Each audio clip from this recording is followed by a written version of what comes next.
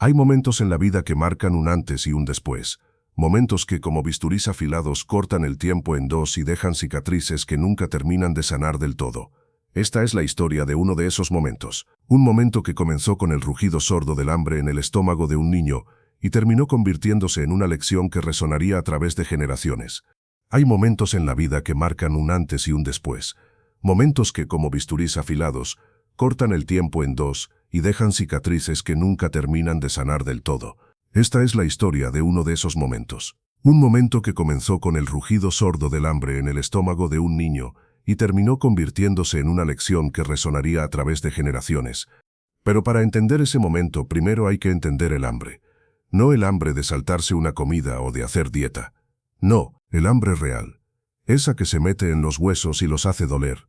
Esa que nubla la vista y hace que el mundo se tambalee. Esa que convierte cada pensamiento en una obsesión por encontrar algo, cualquier cosa que llevarse a la boca. Y hay que entender también el orgullo. No el orgullo sano de un trabajo bien hecho o de un logro merecido. No, el orgullo venenoso.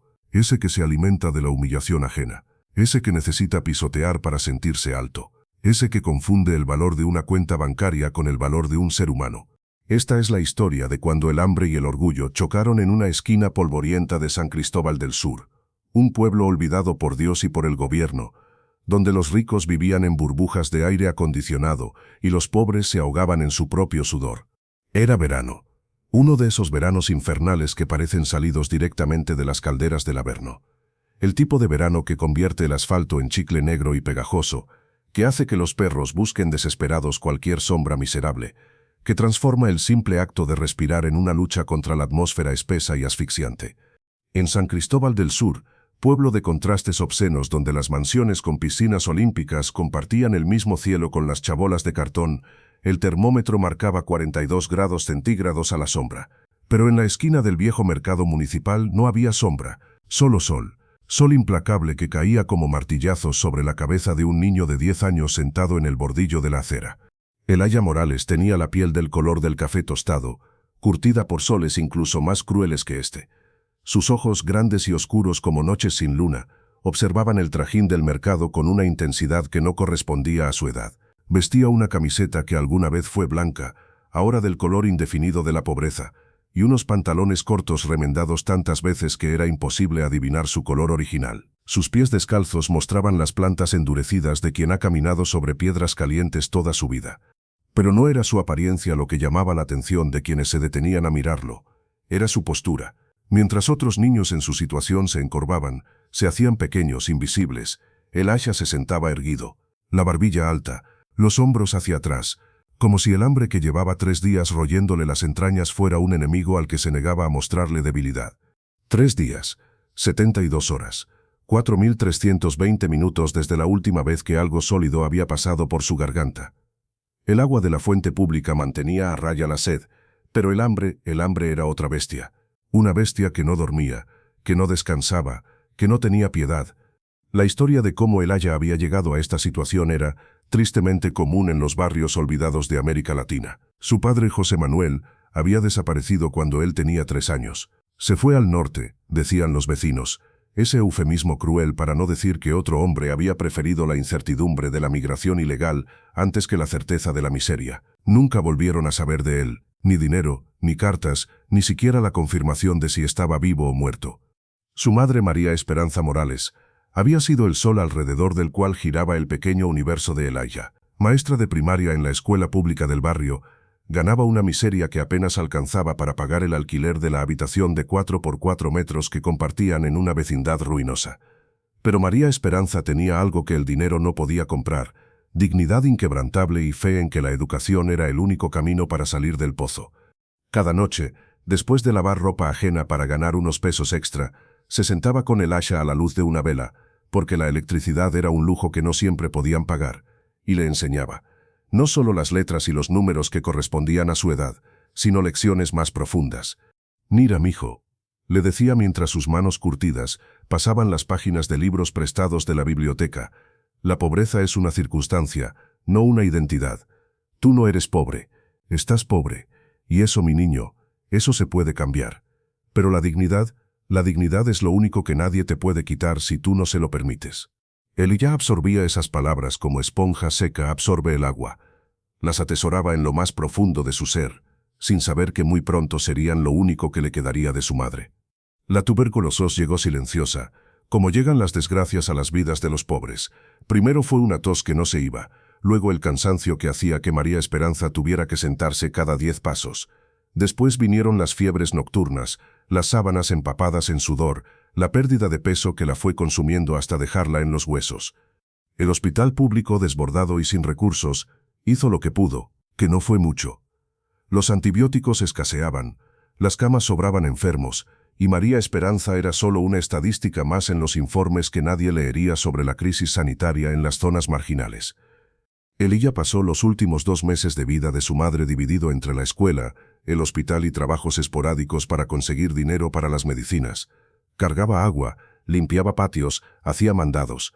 Todo lo que un niño de 9 años podía hacer sin descuidar sus estudios, porque su madre, incluso delirando de fiebre, le hacía prometer que no faltaría a la escuela. La última noche fue la peor y la más hermosa a la vez. María Esperanza, en un momento de lucidez que los médicos no supieron explicar, llamó a Elijah a su lado. Su mano, que había sido fuerte y cálida, ahora era frágil como ala de mariposa y fría como el mármol. Elijah, mi amor, susurró con voz que parecía venir de muy lejos. Necesito que me prometas algo. Lo que sea, mamá, respondió él, tragándose las lágrimas porque los hombres no lloran, o eso decían en el barrio. Prométeme que nunca, nunca vendas tu alma por migajas, que nunca te arrodilles ante nadie que no sea Dios, que el hambre no te doblegue, que la necesidad no te humille. Prométeme que recordarás quién eres, Elijah Morales, hijo de María Esperanza, nieto de guerrilleros que pelearon por la justicia, bisnieto de esclavos que compraron su libertad con sangre y sudor. Prométeme que caminarás con la frente en alto aunque los pies te sangren. Te lo prometo, mamá, dijo Elijah, y esta vez sí lloró, porque hay promesas que pesan más que cualquier concepto de masculinidad. María Esperanza sonrió, esa sonrisa que iluminaba cuartos oscuros y corazones más oscuros todavía. Cerró los ojos y no los volvió a abrir. Eso había sido hace 6 meses. 6 meses en los que Elijah había tratado de sobrevivir solo.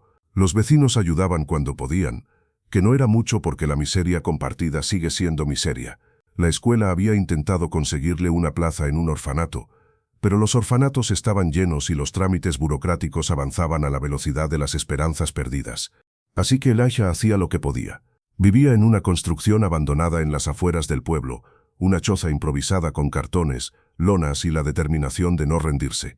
Iba a la escuela religiosamente, aunque los maestros hacían la vista gorda cuando se quedaba dormido en clase por el cansancio.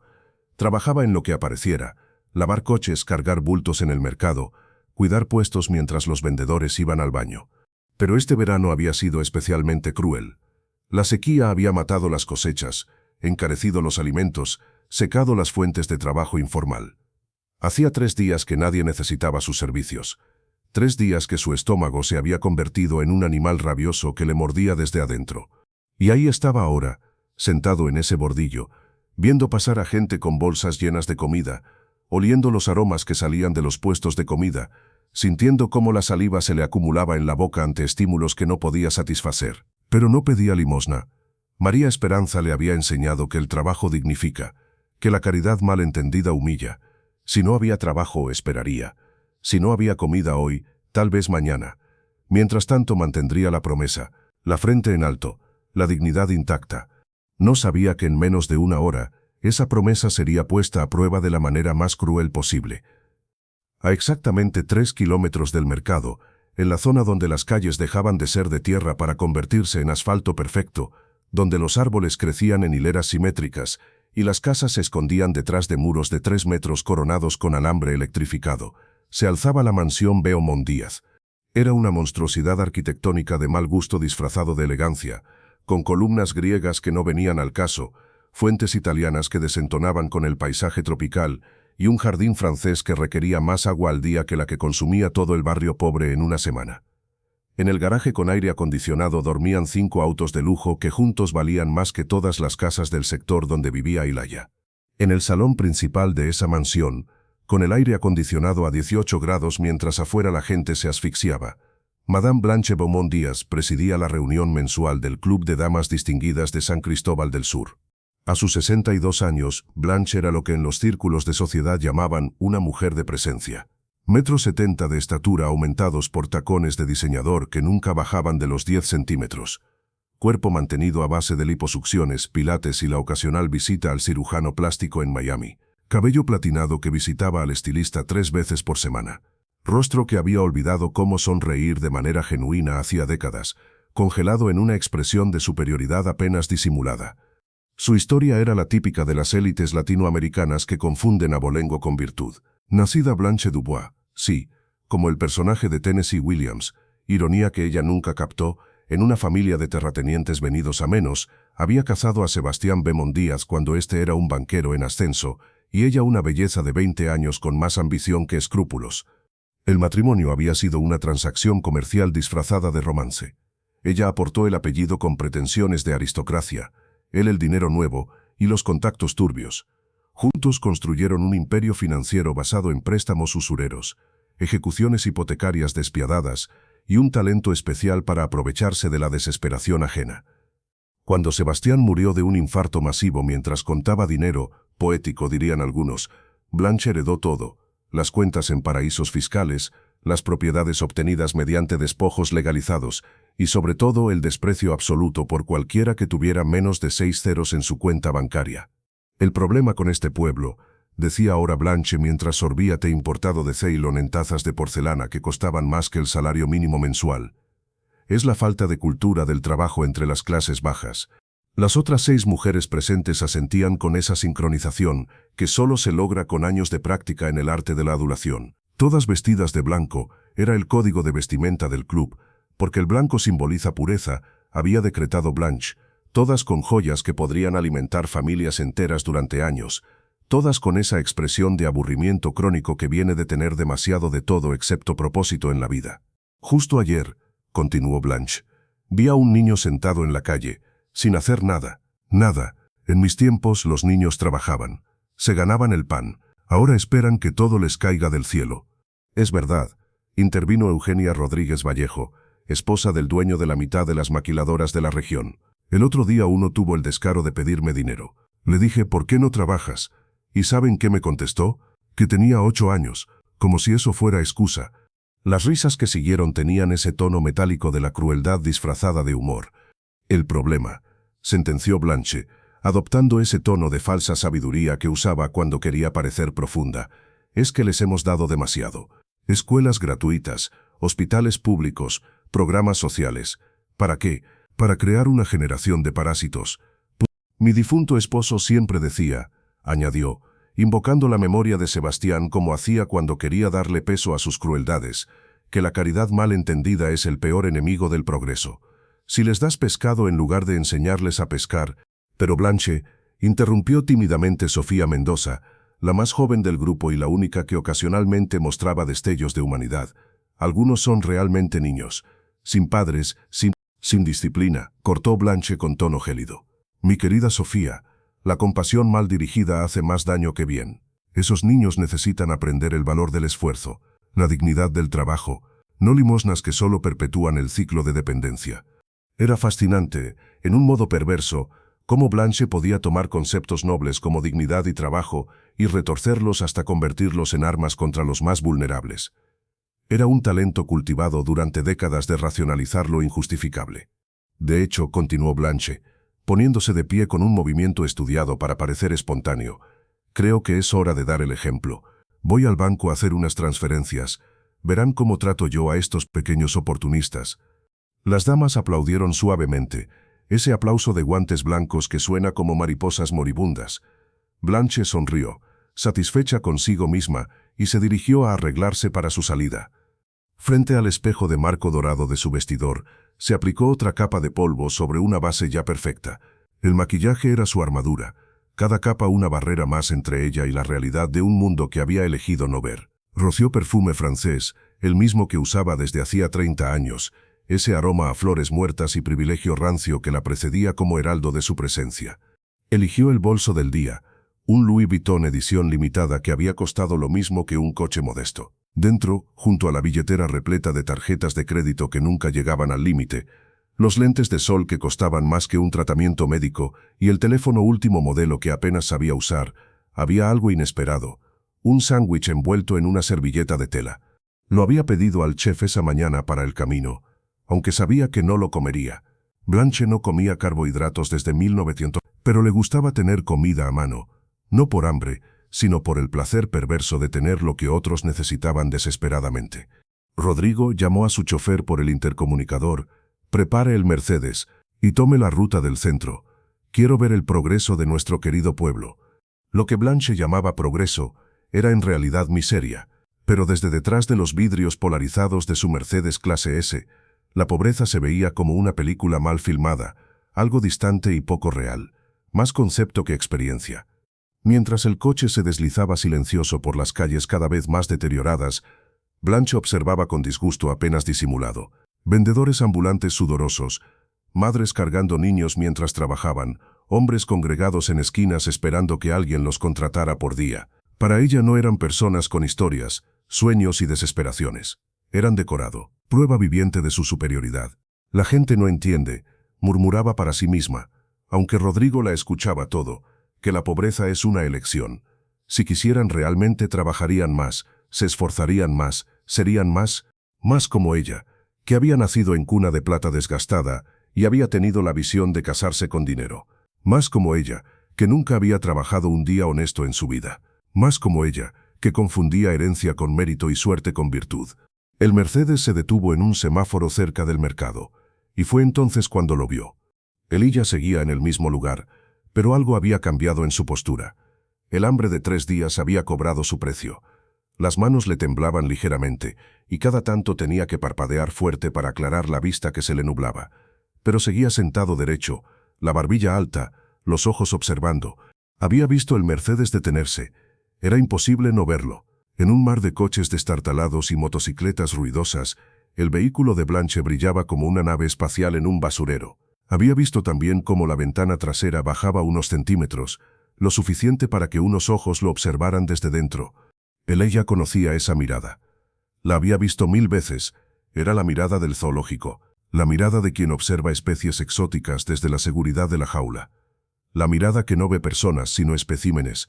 El semáforo cambió, pero el Mercedes no se movió.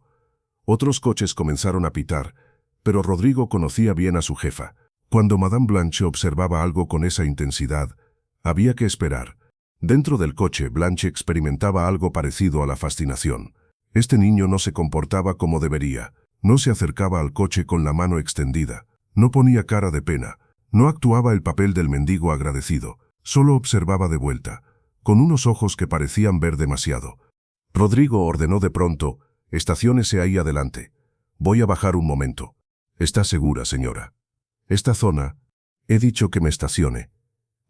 Rodrigo obedeció, tragándose las palabras de advertencia. En sus 15 años trabajando para los Beaumont Díaz, había aprendido que contradecir a la señora era el camino más rápido al desempleo. Blanche bajó del coche con movimientos calculados.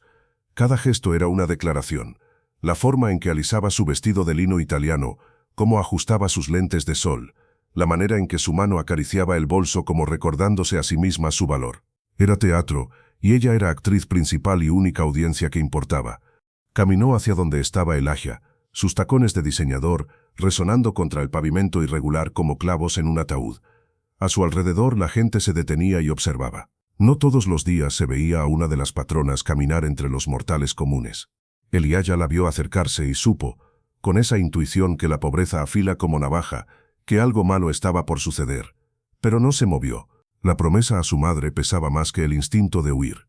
Blanche se detuvo a 2 metros de él, la distancia exacta para observar sin contaminarse. Lo estudió de arriba abajo con la misma expresión con que se examina un corte de carne en el supermercado. Vio los pies descalzos cubiertos de polvo, las uñas negras de mugre, los pantalones remendados, la camiseta que más parecía trapo que prenda.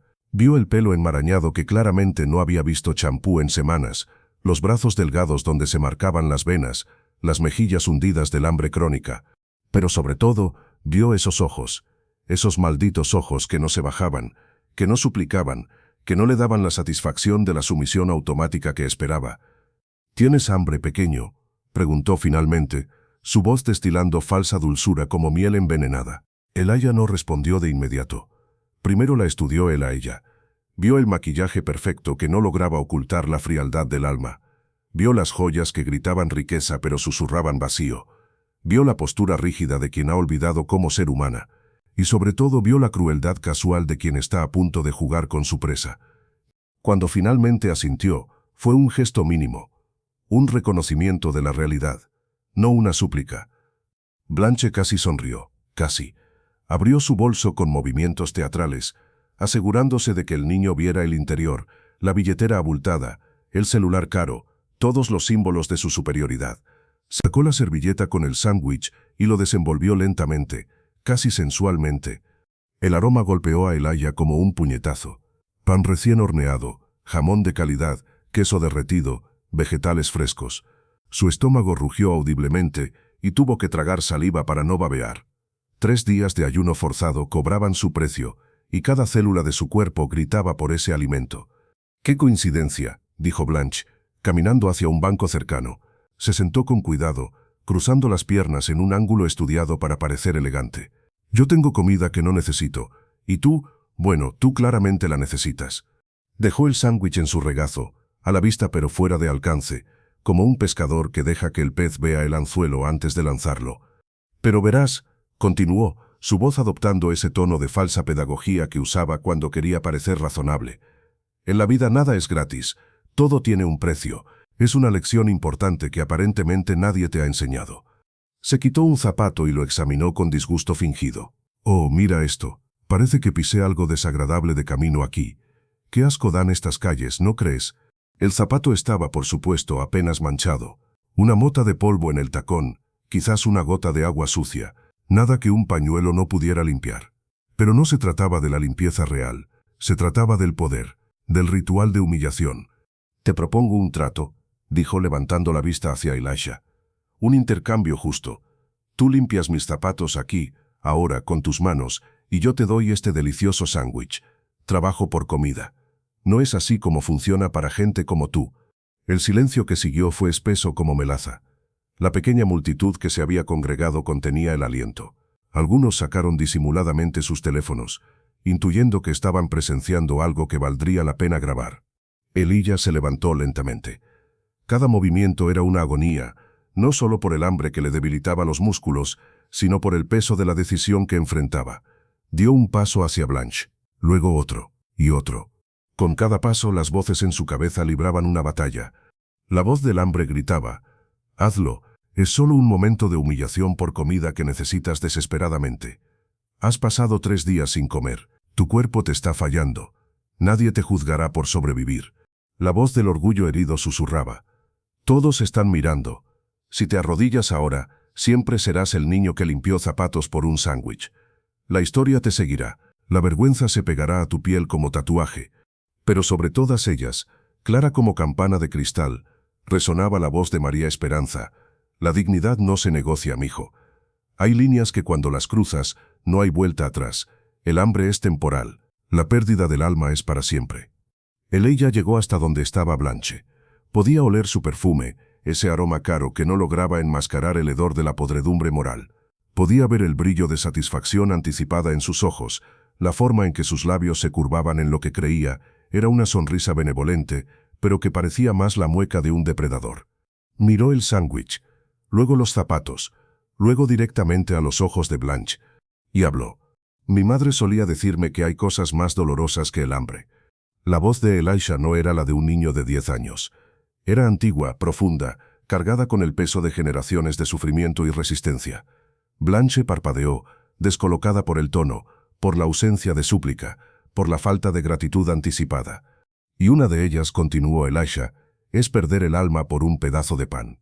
Las palabras cayeron como piedras en un estanque, creando ondas que se expandieron por la multitud. Alguien jadeó.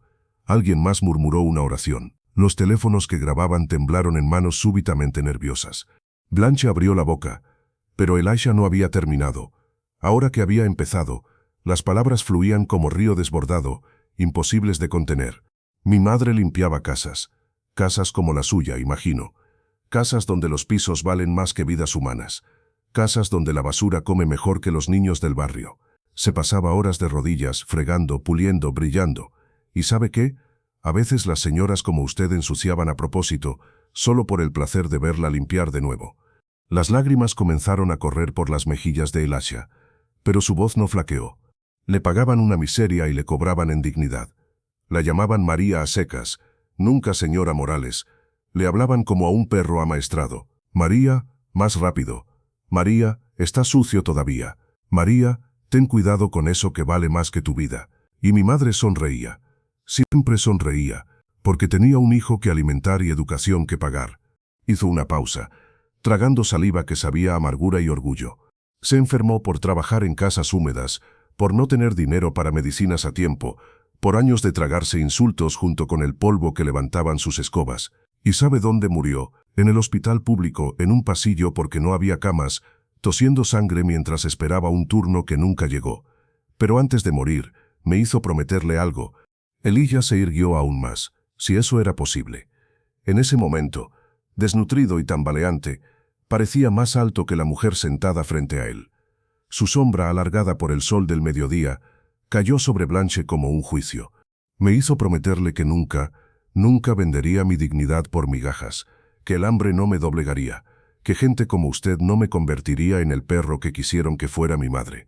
La voz se le quebró finalmente, pero no de debilidad sino de furia contenida, de dolor transformado en fuerza. Usted cree que me está enseñando el valor del trabajo, pero yo trabajo desde que tengo memoria. Cargo agua desde los 5 años, limpio patios desde los 6, cuido puestos, hago mandados, estudio de noche a la luz de velas que compro con monedas ganadas con sudor. No necesito que usted me enseñe sobre trabajo. Dio un paso atrás, alejándose del sándwich como quien se aleja de una trampa. Lo que usted quiere enseñarme es sumisión. Quiere verme de rodillas no porque sus zapatos necesiten limpieza, sino porque necesita confirmar que es superior. Necesita verme humillado para sentirse elevada. Necesita mi degradación como el aire que respira. La multitud había crecido. Vendedores habían dejado sus puestos, transeúntes se habían detenido, incluso algunos coches habían parado para ver qué sucedía. Entre ellos, una joven periodista del periódico local, que había venido a hacer una nota sobre el mercado, grababa todo con su teléfono, las manos temblándole por la magnitud de lo que estaba presenciando. Si cree que mi dignidad cuesta un sándwich, continuó Elisha, entonces nunca tuvo hambre de verdad. Porque el hambre real no es la del estómago, el hambre real es la del alma. Y usted, señora, está más hambrienta que yo. Está vacía, vacía de humanidad, vacía de compasión, vacía de todo lo que hace que valga la pena ser persona. Blanche estaba lívida. Su rostro perfectamente maquillado mostraba grietas, como porcelana a punto de romperse. Nadie le había hablado así en su vida. Y mucho menos ¿Cómo te atreves?, siseó finalmente, poniéndose de pie de un salto. ¿Sabes quién soy? ¿Sabes lo que podría hacerte? A ti y a todos los de tu calaña. Sé exactamente quién es, respondió Elisha con calma devastadora. Es Madame Blanche Beaumont Díaz, dueña de medio pueblo, benefactora que da migajas y espera monumentos. La mujer que tiene todo excepto lo único que importa, un corazón que todavía late. Insolente, malagradecido, te estaba ofreciendo una oportunidad. No, corrigió Elisha, me estaba ofreciendo un espectáculo, donde yo era el mono y usted la organillera, donde mi hambre era su entretenimiento, donde mi necesidad era su oportunidad de sentirse Dios. Se dio media vuelta para marcharse, pero se detuvo y añadió sin voltear. Guárdese su sándwich, señora. Aliméntese con él. Aunque dudo que llene el vacío que tiene adentro. Ese vacío no se llena con pan, ni con dinero, ni con el sufrimiento ajeno. Ese vacío solo se llena con algo que usted perdió hace tanto tiempo que ya ni recuerda qué era. Humanidad. Y comenzó a caminar. Doña Carmen había estado vendiendo empanadas en ese mismo mercado durante 40 años. Había visto de todo, peleas, robos, amores, nacimientos, muertes. Pero nunca había visto algo como esto. Un niño hambriento, claramente al borde del colapso, rechazando comida para mantener su dignidad.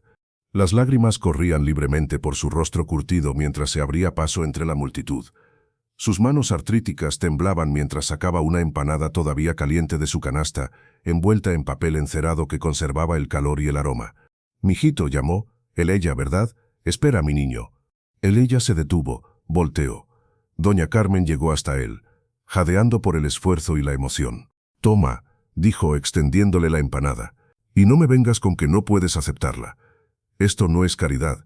Esto es un regalo de una abuela a su nieto, porque cualquier niño con el coraje de hacer lo que acabas de hacer es familia mía». «Pero señora, no puedo pagarle». «¿Pagar?». Doña Carmen casi se ríe entre lágrimas. «Mijito, me acabas de pagar con algo que vale más que todo el oro del mundo. Me recordaste a mi nieto, el que perdí en la guerra. Él también sabía que hay batallas que se ganan perdiendo, que hay victorias que parecen derrotas, que a veces decir no es la forma más poderosa de decir sí». Le puso la empanada en las manos y las cerró alrededor de ella. «Come, mi niño, come con la frente en alto, porque esto no te lo ganaste con humillación, sino con honor». Como si la acción de doña Carmen hubiera roto un hechizo, la multitud cobró vida. Un hombre se adelantó, sacó unos billetes de su bolsillo. «Para zapatos, campeón», dijo con voz ronca. «Los pies que se niegan a arrodillarse injustamente merecen caminar protegidos». Una mujer joven se acercó con una botella de agua fría. «Debes tener sed, pequeño. Hablar verdades reseca la garganta». Un niño de escuela privada, de esos con uniforme planchado y mochila de marca, se abrió paso tímidamente. No podía tener más de 12 años. Se quitó la mochila y sacó su almuerzo, una manzana, un jugo, un paquete de galletas, un sándwich. Mi mamá siempre pone de más», tartamudeó, claramente luchando contra la educación que le decía que no debía mezclarse con esa gente. «Por favor, acéptalo. Lo que hiciste fue lo correcto», completó su madre, que lo había seguido. Era una mujer elegante, no tanto como Blanche, pero claramente de buena posición. «Lo que hiciste fue lo correcto», repitió mirando a Elisha, «y es una lección que espero mi hijo nunca olvide». En cuestión de minutos, Elisha estaba rodeado, no de lástima sino de respeto, no de caridad condescendiente, sino de solidaridad genuina. Comerciantes que vivían al día compartían de sus mercancías. Trabajadores que contaban cada peso contribuían con monedas. Niños compartían dulces. Ancianos ofrecían bendiciones. Era un milagro.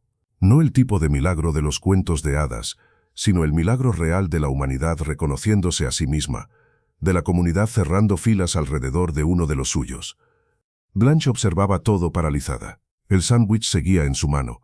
Ahora absurdo, ahora obsceno. Su chofer había salido del coche y esperaba a distancia prudente, sin saber si acercarse o no. Las personas que normalmente se apartaban a su paso ahora la miraban con algo nuevo en los ojos. No era odio exactamente. Era peor. Era lástima. Le tenían lástima a ella, la gran señora, la benefactora del pueblo. «Vámonos», logró decir finalmente, su voz apenas un graznido. «Rodrigo, vámonos de aquí». Pero mientras caminaba hacia su coche, tambaleándose en sus tacones caros como si el suelo se hubiera vuelto arena movediza, escuchó los murmullos. «Pobre mujer, tan rica y tan pobre a la vez». «¿Viste? El niño sin nada le dio una lección a la que lo tiene todo. Ese niño tiene más clase en su dedo meñique que ella en todo su cuerpo. Dios los cría y ellos se juntan. Buitres, todos son buitres». Cada palabra era una piedra, cada mirada era un juicio. Por primera vez en su vida, Blanche Beaumont Díaz sintió lo que era ser vista, realmente vista, no como la gran dama, sino como el ser humano mezquino y vacío en que se había convertido. Marina Castillo llevaba apenas 6 meses trabajando como reportera en el Clarín de San Cristóbal, el pequeño periódico local que sobrevivía más por terquedad que por ganancias. A sus 25 años, soñaba con la gran historia, esa que la sacaría del periodismo de provincia y la llevaría a los medios nacionales. Nunca imaginó que la encontraría un sábado cualquiera mientras hacía una nota de relleno sobre el colorido del mercado popular. Había empezado a grabar por instinto periodístico cuando vio a Blanche acercarse al niño. Conocía a la gran dama de vista y reputación. Sabía que donde ella estuviera había historia, aunque usualmente eran historias de galas benéficas y donaciones ostentosas. Pero lo que capturó su teléfono fue otra cosa. Era David contra Goliat en versión tropical. Era la dignidad enfrentando al poder. Era un niño hambriento enseñándole a una millonaria el verdadero valor de la humanidad. Marina lloró mientras grababa. Lloró mientras conducía de vuelta al periódico. Lloró mientras subía el video a las redes sociales del medio con el título «Niño hambriento rechaza comida antes que perder su dignidad». La lección de humanidad que conmovió a San Cristóbal. En la primera hora el video tuvo 1000 vistas. Respetable para un medio local. En la segunda hora, 10.000. Los comentarios empezaban a llover. Para la medianoche había superado el 1.000.000. El niño del mercado era trending topic nacional. Los comentarios eran un río desbordado de emociones. Estoy llorando en el trabajo. Ese niño tiene más dignidad que todos nosotros juntos. Alguien sabe quién es. Quiero ayudarlo. La vieja bruja esa merece todo el desprecio del mundo. Ojalá mi hijo crezca con la mitad del valor de ese pequeño. Esto es lo que pasa cuando el dinero pudre el alma. Encontremos a Elaya. Merece toda la ayuda del mundo. Pero también había otros comentarios, los que defendían a Blanche. Estaba tratando de enseñarle el valor del trabajo. Los pobres son pobres porque quieren. Prefieren el orgullo a trabajar. Seguro es actuado. Nadie rechaza comida si tiene hambre de verdad. Estos comentarios eran rápidamente aplastados por una avalancha de respuestas indignadas. La batalla en las redes era feroz, pero claramente inclinada hacia un lado. Para el domingo por la mañana, el video había sido compartido por celebridades, políticos, activistas, medios internacionales empezaban a interesarse, CNN en español, Univisión, Telemundo, todos querían la historia completa. Marina no durmió. Pasó la noche entera tratando de localizar a Elisha, siguiendo pistas, hablando con vendedores del mercado. Finalmente, a las 6 de la mañana, lo encontró en su refugio en las afueras del pueblo. El hogar de Elaya desafiaba toda definición convencional de vivienda. Era una estructura imposible hecha de voluntad y necesidad, levantada en un terreno baldío entre la civilización y el olvido. Las paredes eran un collage de materiales recuperados, cartones de diferentes grosores, pedazos de madera que no coincidían, láminas de zinc oxidado, lonas plásticas que alguna vez fueron anuncios publicitarios. Marina tuvo que agacharse para entrar por lo que servía de puerta, un pedazo de madera contrachapada que giraba sobre bisagras hechas con tiras de caucho. Adentro la primera impresión fue de orden en medio del caos. Pese a la precariedad extrema, había un intento evidente de crear un hogar.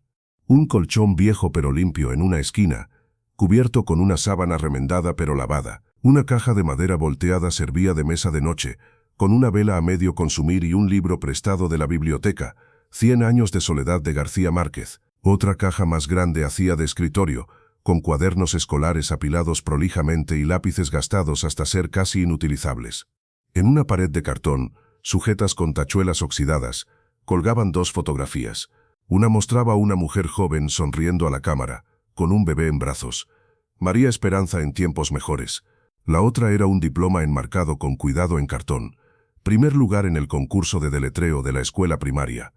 Elaya estaba despierto, sentado en el suelo, devorando una de las empanadas que le habían regalado el día anterior. Al ver a Marina, se tensó, listo para huir o defender su espacio. «No vengo a hacerte daño», dijo ella rápidamente, mostrando sus manos vacías. «Soy periodista, Marina Castillo. Elaya la estudió con esos ojos que parecían demasiado viejos para su rostro. «¿Viene a exponerme más? ¿A mostrar cómo vive el niño digno para que la gente sienta más lástima?» La amargura en su voz golpeó a Marina como bofetada. «No», respondió, y se sentó en el suelo para estar a su nivel. «Vengo porque el mundo quiere conocerte. Porque lo que hiciste ayer, Elaya, tienes que entender. Tu video ha sido visto por millones, millones de personas que ahora mismo están llorando, reflexionando, indignándose, inspirándose por tu valentía». Le mostró su teléfono, los números de vistas, los comentarios, los shares. Elaya miraba la pantalla como quien mira escritura alienígena. «No entiendo», dijo finalmente. «Solo dije la verdad».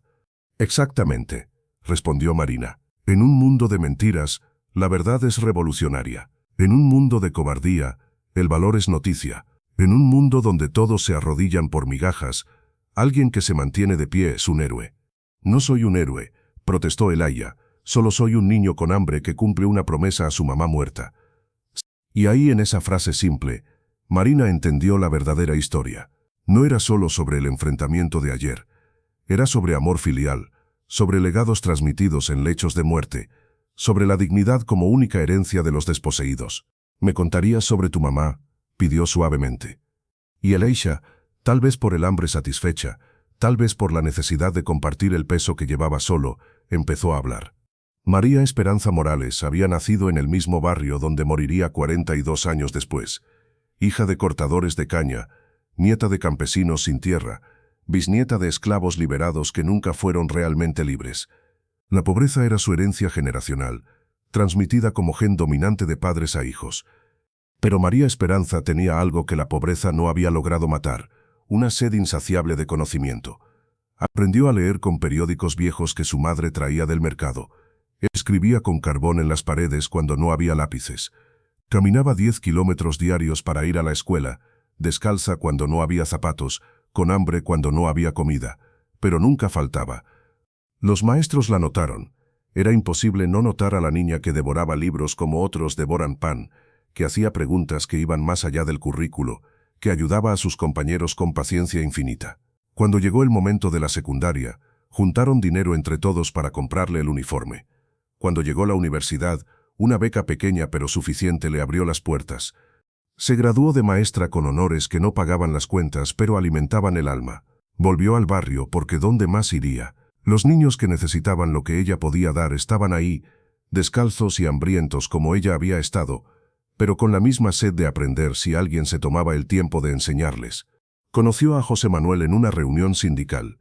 Él era albañil, militante, soñador. Hablaba de revolución con la misma pasión con que ella hablaba de educación. Se enamoraron con la intensidad de quienes saben que el tiempo es lujo que no pueden darse. Se casaron en una ceremonia simple con arroz prestado y un vestido alquilado, pero con amor propio.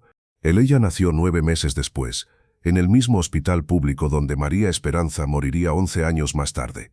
Fue un parto difícil, sin epidural porque no había presupuesto, con complicaciones que en un hospital privado habrían sido rutina, pero ahí fueron casi tragedia. Pero cuando pusieron al bebé en sus brazos, María Esperanza supo que cada dolor había valido la pena. Le puse Elijah. Le contó Elijah a Marina. Porque significa mi Dios es Yahvé. Mamá no era muy religiosa, pero decía que en un mundo donde los hombres se creen dioses, era importante recordar que hay algo más grande que el poder terrenal. José Manuel aguantó 3 años. 3 años de ver a su hijo crecer en la miseria de no poder proveer más que amor, de sentir que fallaba como hombre según las definiciones crueles del machismo latinoamericano. Una mañana dejó una nota. Voy al norte, mandaré dinero. Los amo. Nunca más supieron de él. María Esperanza no se quebró, se multiplicó. A su trabajo de maestra sumó lavar ropa, planchar ajeno, limpiar casas, las casas de los ricos donde aprendió que hay pobrezas peores que la material. Me contaba, siguió Elijah, de señoras que tenían todo pero vivían vacías, de hombres que compraban amor porque no sabían ganarlo, de niños ricos más abandonados que yo, criados por empleadas mientras sus padres compraban afecto con juguetes caros. Decía que nosotros éramos pobres de dinero, pero ellos eran pobres de alma, y que era más fácil conseguir dinero que recuperar un alma vendida. La tuberculosis llegó silenciosa, como ladrón en la noche. Primero fue cansancio atribuido al exceso de trabajo, luego la tos que no se iba. Para cuando los síntomas fueron imposibles de ignorar, la enfermedad había avanzado demasiado. El sistema inmune debilitado por años de mala nutrición y exceso de trabajo no pudo pelear. Los últimos meses fueron un calvario de hospital público, de esperas interminables, de tratamientos a medias porque los medicamentos completos eran para quienes podían pagarlos. María Esperanza se consumió ante los ojos de su hijo, pero nunca perdió la dignidad. Hasta el final corregía la gramática de las enfermeras, enseñaba a leer a otros pacientes, mantenía la frente alta aunque el cuerpo se doblegara. La última noche, Elijah tuvo que parar, las lágrimas ahogando las palabras. Marina esperó, grabando en silencio el dolor demasiado grande para un niño tan pequeño. La última noche me hizo prometerle, me hizo jurar sobre su Biblia vieja, la que había sido de mi abuela. Nunca de rodillas excepto para rezar, me dijo. Nunca la cabeza gacha excepto para ver dónde pisas. Nunca vendas tu dignidad, porque es lo único que realmente te pertenece. Lo único que nadie te puede quitar si tú no se lo entregas. María Esperanza murió al amanecer, con una sonrisa pequeña, como si viera algo hermoso que los demás no podían ver. Elijah tenía 9 años y quedó más solo que nunca, pero no completamente solo. Llevaba dentro las enseñanzas de su madre, su amor, su ejemplo. Llevaba un legado más valioso que cualquier herencia material. Mientras Marina entrevistaba a Elijah, el mundo exterior hervía.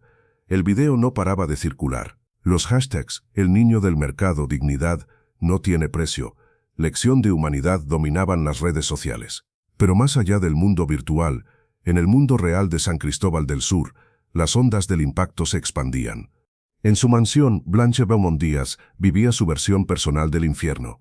Los teléfonos no paraban de sonar, pero no con las habituales invitaciones a galas o solicitudes de donaciones. Eran periodistas, activistas, incluso algunos amigos llamando para distanciarse discretamente.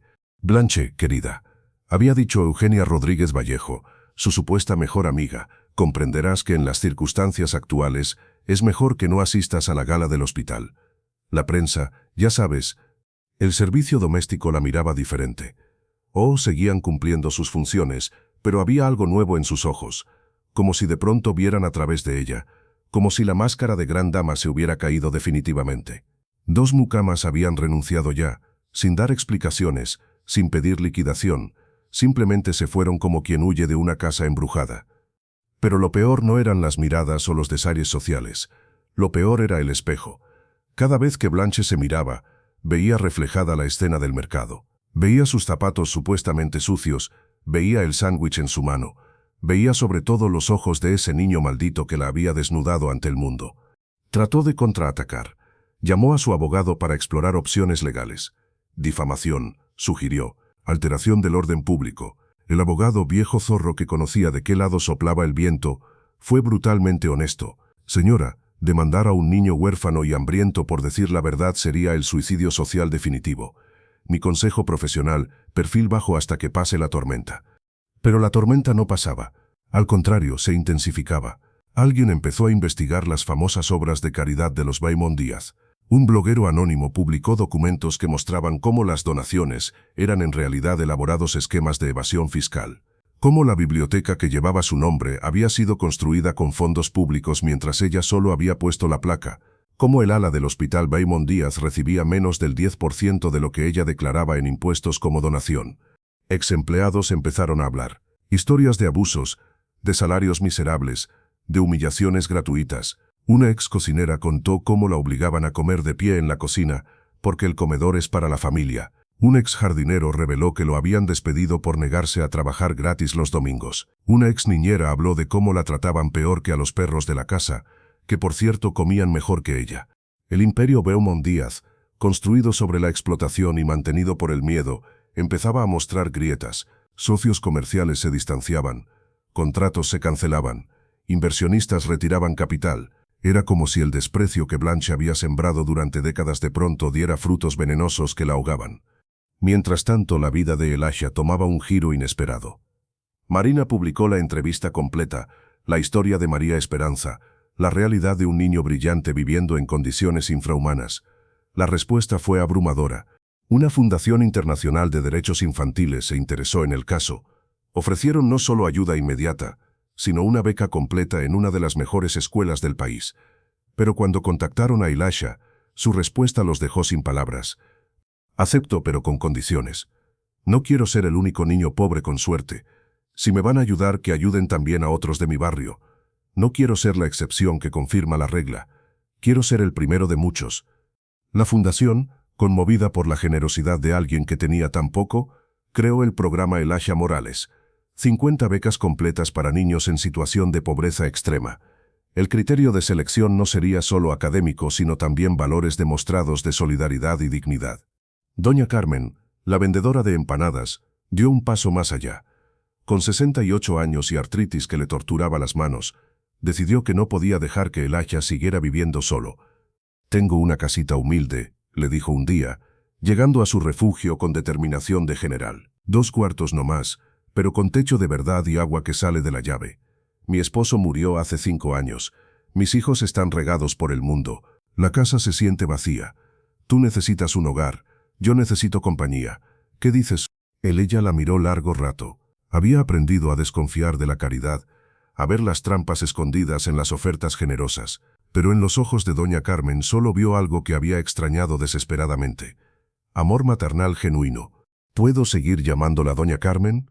Puedes llamarme abuela si quieres, respondió ella, y ambos lloraron abrazados en esa choza que pronto dejaría de ser necesaria. 6 meses después del incidente del mercado, el imperio Beaumont Díaz era una sombra de lo que había sido. La investigación periodística había destapado una cloaca de corrupción, evasión fiscal y explotación laboral que iba mucho más allá de lo imaginable. Resultó que Sebastián Beaumont Díaz Había construido su fortuna no solo con usura legal, sino con conexiones con el crimen organizado. Préstamos a pequeños comerciantes que cuando no podían pagar, perdían no solo sus negocios sino a veces la vida. Propiedades adquiridas mediante extorsión disfrazada de procesos legales. Una red de complicidades que incluía jueces, policías y políticos. Blanche siempre había sabido, por supuesto.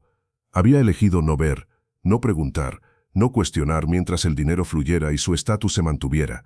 Pero ahora, con los reflectores de la atención pública sobre ella, los pecados del pasado cobraban factura con intereses. Las autoridades, presionadas por la indignación pública y la atención mediática, no tuvieron más remedio que actuar. Cuentas fueron congeladas, propiedades embargadas, una orden de arresto por evasión fiscal y lavado de dinero fue emitida. Blanche intentó huir. Con lo poco que pudo reunir en efectivo, trató de cruzar la frontera hacia un país sin tratado de extradición. Fue detenida en el aeropuerto, no por la policía sino por la ironía. Su propio desprecio la había hecho famosa, su rostro era reconocible en todas partes. Un empleado del aeropuerto, cuyo hermano había perdido su negocio por un préstamo Bemont Díaz, la reconoció y alertó a las autoridades. Las imágenes de Blanche esposada, sin maquillaje, despojada de toda su parafernalia de gran dama, dieron la vuelta al mundo. Los mismos medios que habían cubierto sus galas benéficas ahora documentaban su caída. Era Shakespeare en versión tropical, la ubris castigada, el poderoso caído, la rueda de la fortuna completando su giro inexorable. Pero el verdadero castigo no fue la cárcel, su abogado, el mismo que le había aconsejado perfil bajo, logró convertir una sentencia de años en meses mediante tecnicismos legales. El verdadero castigo fue la pobreza.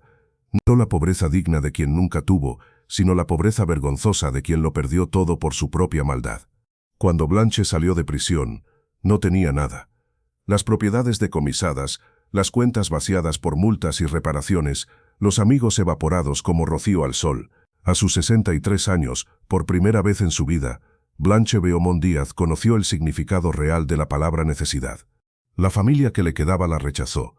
Sus propios hijos, criados en internados suizos y universidades estadounidenses, no querían saber nada de la madre que los había usado como accesorios en eventos sociales pero nunca los había amado realmente. «Cosechaste lo que sembraste», le dijo su hija por teléfono antes de cortar la comunicación definitivamente. Sin habilidades laborales reales, nunca había trabajado un día honesto en su vida, sin contactos dispuestos a ayudarla, sin siquiera referencias que no estuvieran manchadas por el escándalo, Blanche se encontró en la calle, literalmente. La mujer que había humillado a un niño hambriento por diversión, ahora buscaba en basureros algo que comer. La ironía era tan perfecta que parecía escrita por un dramaturgo vengativo. Vengativo, Ella Morales, ahora de 15 años, se había convertido en todo lo que su madre había soñado y más, viviendo con doña Carmen, a quien llamaba abuela con el cariño que la palabra merecía. Había florecido como flor en primavera después de larga sequía. En la escuela era el presidente del consejo estudiantil, elegido por unanimidad. No por popularidad vacía, sino por liderazgo real. Había organizado colectas para los niños de la calle, tutorías gratuitas para estudiantes con dificultades, campañas de concientización sobre pobreza infantil. Sus maestros decían que tenía madera de líder, pero un liderazgo diferente, el que sirve en lugar de servirse. Físicamente, había pegado el estirón. Ya no era el niño desnutrido del mercado, sino un adolescente alto y fuerte, alimentado por el amor de doña Carmen y su infinita provisión de empanadas. Pero los ojos seguían siendo los mismos, profundos, observadores, llenos de esa sabiduría prematura que da el sufrimiento temprano. Los fines de semana ayudaba en el puesto de empanadas. No por necesidad económica, Babeca cubría sus gastos, sino por gratitud y porque le gustaba el contacto con la gente del barrio, sus raíces, su comunidad. Fue en uno de esos sábados cuando sucedió el reencuentro. Era julio, otro verano infernal. El Asha atendía el puesto mientras doña Carmen descansaba en casa, su artritis particularmente cruel ese día.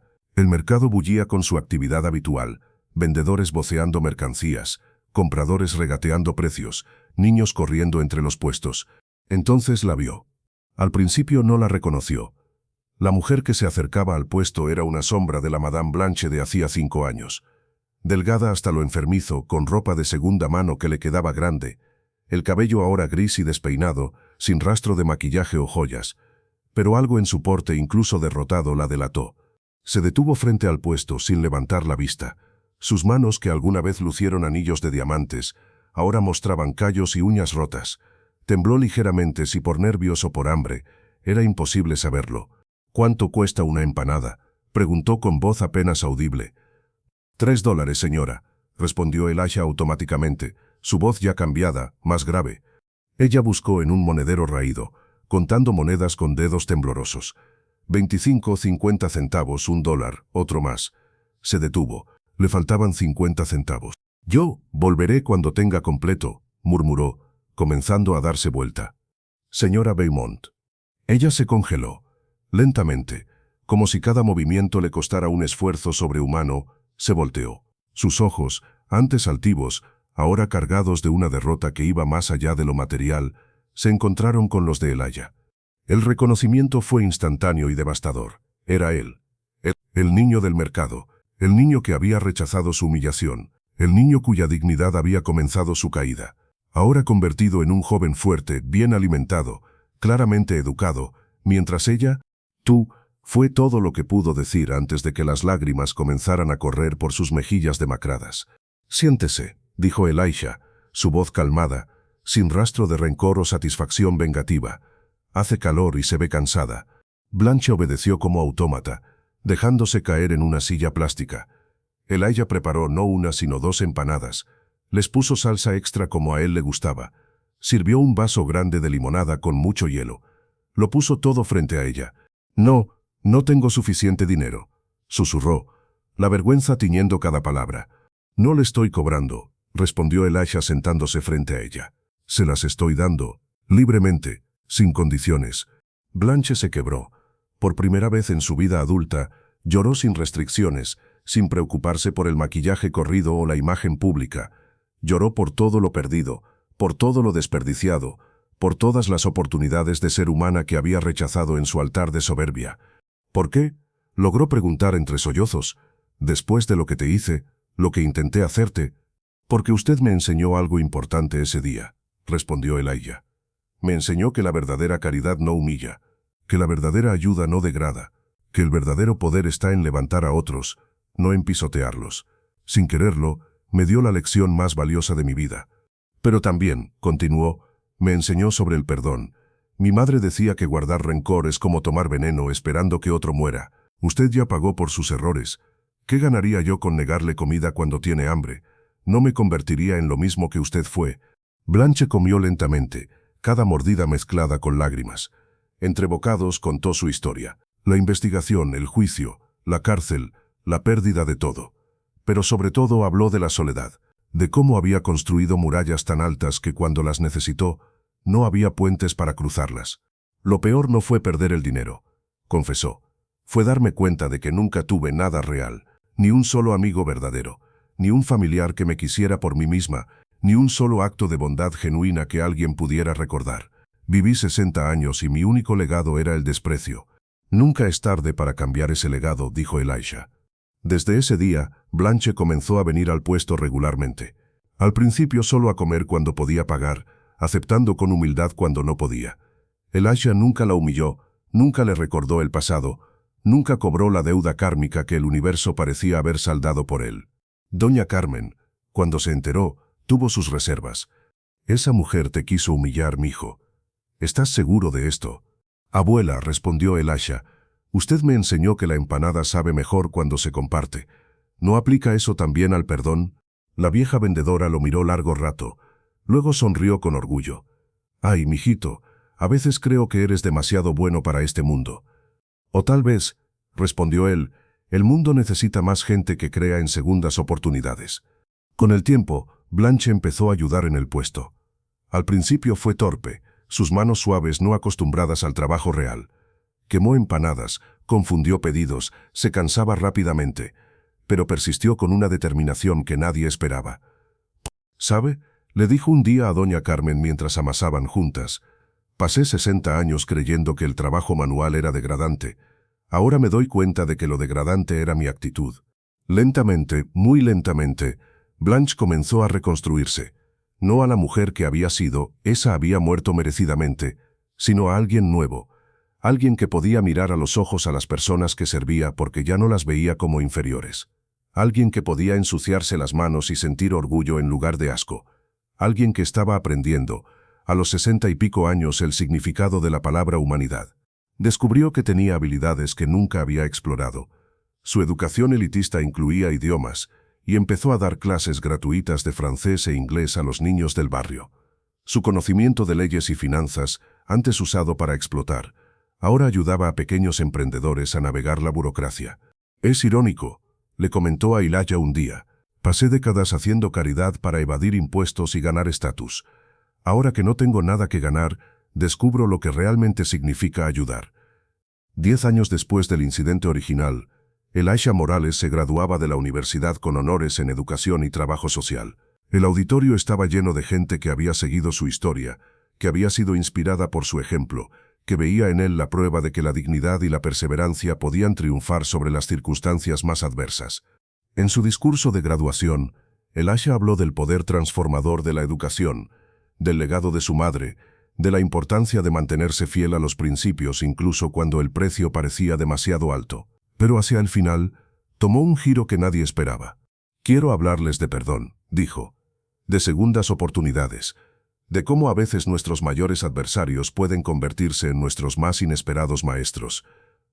Contó la historia completa, no solo el enfrentamiento en el mercado, sino lo que vino después, el reencuentro, el perdón, la transformación. Habló de Blanche no como villana, sino como ser humano que había perdido su camino y lo había encontrado de nuevo. Hoy, esa misma mujer que intentó humillarme, dirige un comedor comunitario que alimenta a cientos de niños como yo fui. Lo hace con sus propias manos, con humildad genuina, con un corazón que aprendió a latir para otros. Algunos de ustedes la conocen como la señora Blanche del comedor. Pocos saben su historia completa. El auditorio escuchaba en silencio absoluto. ¿Por qué les cuento esto? Porque necesitamos creer que la gente puede cambiar, que la redención es posible, que nunca es tarde para elegir ser mejor. Mi madre me enseñó a mantenerme de pie, pero la vida me enseñó algo igualmente importante, a tender la mano para ayudar a otros a levantarse. Por eso hoy, al recibir este diploma, quiero dedicárselo a 2 mujeres. A María Esperanza Morales, mi madre, quien me enseñó que la dignidad no se negocia, y sí, a Blanche Beaumont, quien me enseñó que incluso los corazones más duros pueden ablandarse, que el orgullo más grande puede transformarse en humildad, que nunca debemos cerrar la puerta a la posibilidad de redención. Entre el público, una anciana de 77 años lloraba en silencio. Blanche había venido a escondidas, sentándose en la última fila, sin esperar ser mencionada y mucho menos honrada. Cuando Elisha bajó del escenario, ella se acercó tímidamente. «No merezco tu perdón», susurró, «y definitivamente no merezco tu reconocimiento público». «El perdón no se merece», respondió Elisha abrazándola. «Se da. Y el reconocimiento es para la mujer en que se convirtió, no la que fue. Usted es prueba viviente de que nunca es tarde para cambiar». Hoy, 15 años después de aquel encuentro en el mercado, el legado de ese momento continúa multiplicándose de formas que nadie podría haber previsto. Elisha Morales dirige una fundación educativa que ha sacado a miles de niños de la pobreza extrema. Pero más que eso, ha creado un movimiento que enseña que la verdadera riqueza está en la dignidad, que el verdadero poder está en el servicio, que la verdadera grandeza está en la humildad. Doña Carmen murió hace 3 años, a los 81 años, rodeada de amor. En su funeral, cientos de personas contaron historias de su generosidad. Elisha habló de cómo una empanada dada con amor había cambiado su vida. «Me dio más que comida», dijo, «me dio fe en la humanidad». Blanche Beaumont, ahora de 82 años, sigue trabajando en el comedor comunitario que fundó con sus propias manos y el sudor de su frente. Es un lugar modesto pero limpio, donde nadie pregunta de dónde vienes o qué hiciste, donde la comida viene servida con dignidad y respeto. En la pared del comedor hay una placa simple que dice: «En memoria de María Esperanza Morales, quien enseñó que la dignidad no tiene precio, y de Carmen Gutiérrez, quien demostró que el amor no tiene límites». Pero la historia más hermosa es la de los niños de Elisha, como se conoce a los beneficiarios del programa de becas. Médicos, ingenieros, artistas, maestros, todos salidos de la pobreza extrema, todos comprometidos con devolver a sus comunidades lo que recibieron. En sus ceremonias de graduación, todos cuentan la misma historia, la del niño que dijo no, la del poder de mantenerse firme en los principios, la de cómo un momento de dignidad puede cambiar el curso de la historia. En el viejo mercado de San Cristóbal del Sur, ahora renovado pero manteniendo su espíritu popular, hay una estatua modesta. No es de Elisha, él se opuso rotundamente, sino de un niño anónimo de pie, con la barbilla alta y la mirada firme. La placa dice simplemente: a todos los niños y niñas que eligen la dignidad sobre la humillación, el honor sobre la conveniencia, el futuro sobre el presente inmediato, que su ejemplo ilumine el camino de las generaciones venideras. Y cada día madres llevan a sus hijos a ver la estatua y les cuentan la historia real, completa, con sus sombras y sus luces. Les hablan del niño valiente, de la mujer que perdió su alma y la encontró de nuevo, del poder del perdón, de la fuerza de la comunidad, porque esa es la verdadera lección, que en los momentos más oscuros, cuando el hambre aprieta y la tentación es grande, cuando parece que no hay salida y que ceder es lo único sensato, en esos momentos es cuando se forja el carácter. En esos momentos es cuando decidimos quiénes somos realmente. Y a veces, solo a veces, decir no puede ser el sí más poderoso a todo lo que realmente importa. La historia de Elisha Morales no es solo la historia de un niño que mantuvo su dignidad. Es la historia de cómo un acto de valor puede crear ondas que transforman comunidades enteras. Es la historia de cómo el mal puede ser derrotado no con más mal, sino con bien obstinado y persistente. Es la historia de cómo el perdón puede ser más revolucionario que la venganza. Es, en última instancia, la historia de la esperanza. La esperanza de que mañana puede ser mejor que hoy, de que las personas pueden cambiar, de que la dignidad, esa cualidad indefinible pero inconfundible, puede florecer incluso en las circunstancias más adversas. Y mientras haya niños como Elisha, madres como María Esperanza, abuelas como Doña Carmen, y sí incluso pecadores arrepentidos como Blanche, esa esperanza seguirá viva. Porque la dignidad, una vez plantada, es una semilla que no muere. Se multiplica, se esparce, echa raíces en los lugares más inesperados y florece en los momentos más necesarios. Y todo, absolutamente todo, puede comenzar con una palabra de 2 letras: no. Un no dicho con convicción. Un no que resuena a través del tiempo. Un no que se convierte en el sí más poderoso a la vida digna. Ese es el legado de Elisha Morales. Esa es la herencia de todos los que eligen ponerse de pie cuando el mundo les pide que se arrodillen. Cuando el mundo les pide que se arrodillen. Y esa es la promesa de que, mientras haya personas dispuestas a defender su dignidad, la humanidad tiene esperanza. En el mercado de San Cristóbal del Sur, el sol sigue cayendo a plomo en verano. Los vendedores siguen voceando sus mercancías. Los niños siguen corriendo entre los puestos. Pero algo fundamental ha cambiado. En el aire flota una verdad que antes estaba oculta, que todos, absolutamente todos, merecen respeto, que la pobreza no es pecado ni la riqueza virtud, que al final del día, lo único que realmente poseemos es nuestra decisión de cómo tratar a otros. Y en esa decisión, en ese momento de elegir entre la crueldad y la compasión, entre la soberbia y la humildad, entre la indiferencia y la solidaridad, en ese momento se juega todo lo que realmente importa. La historia continúa. Cada día, en cada rincón del mundo, otros Elishas se enfrentan sus propias pruebas. Otras Blanches tienen oportunidades de redención, otras Cármenes extienden manos generosas, y la gran rueda de la historia humana sigue girando, impulsada por estos pequeños actos de grandeza. Porque al final, eso es lo que somos, una especie capaz de lo peor, sí, pero también de lo mejor, capaces de humillar pero también de dignificar, capaces de destruir pero también de construir, capaces de odiar pero también de perdonar. Y en esa capacidad de elegir, en esa libertad terrible y hermosa de decidir quiénes queremos ser, ahí radica nuestra esperanza. La esperanza de que mañana será mejor que hoy. La esperanza de que nuestros hijos vivirán en un mundo más justo. La esperanza de que la dignidad al final siempre triunfa. Esa es la historia de Elisha Morales. Esa es nuestra historia. Y está lejos, muy lejos de terminar.